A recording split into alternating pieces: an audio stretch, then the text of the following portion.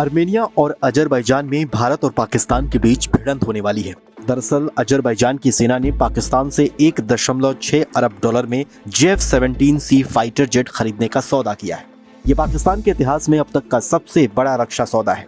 JF-17C fighter jet को पाकिस्तान और चीन ने मिलकर बनाया है और इसमें खासकर चीनी तकनीक का इस्तेमाल हुआ है।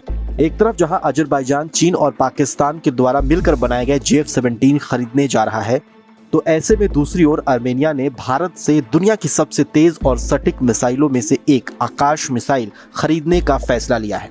आकाश मिसाइल एक साथ कई लक्ष्यों को भेदने में सक्षम है। दुश्मन के लिए सबसे घातक इस मिसाइल की रफ्तार है। ये दुश्मन को बचने की तैयारी तक का मौका नहीं देती है। इसकी गति लगभग 4321 किलोमीटर प्रति घंटा है। आकाश मिसाइल 3 रेंज में आती है। पहला आकाश MK, इसकी रेंज 30 किलोमीटर है। दूसरा आकाश MK2, इसकी रेंज 40 किलोमीटर है और तीसरा आकाश NG, इसकी रेंज 80 किलोमीटर है। आकाश मिसाइल 20 किलोमीटर की ऊंचाई तक जाकर दुश्मन के टारगेट को बर्बाद कर सकती है। आकाश प्राइम मिसाइल 720 किलोग्राम वजन की है और इसकी लंबाई 19 फीट होती है। इसके आगे के हिस्से में 60 किलोग्राम वजन तक का वॉरहेड लगाया जा सकता है।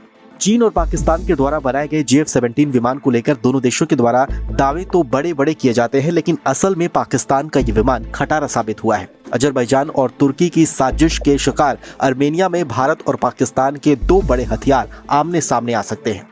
वहीं आर्मेनिया की सेना अब भारत की शरण में पहुंच गई है और पिनाका रॉकेट सिस्टम के बाद अब आर्मेनिया भारत के साथ आकाश एयर डिफेंस सिस्टम की खरीद कर चुका है। हालांकि अभी इसकी आधिकारिक पुष्टि तो नहीं हुई है। आपको बताएं तो आर्मेनिया और अजरबैजान दोनों सोवियत संघ में शामिल रहे हैं।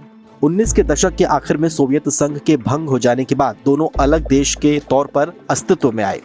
दरअसल दोनों देशों के बीच एक ऐसा सीमाई इलाका है जिस पर दोनों ही देश दावे करते हैं। इसी वजह से दोनों में युद्ध की स्थिति हमेशा बनी रहती है। जब भी युद्ध होता है तब दोनों देशों में कोई एक देश इस विवादित इलाके के कुछ हिस्सों पर कब्जा कर लेता है, दूसरा देश इसे वापस पाने के लिए भिड़ जाता है और ऐसे में सीमाओं पर दोनों देशों के बीच हमेशा जंग जैसे हालात रहते हैं और कई बार जंग चलती भी रहती है।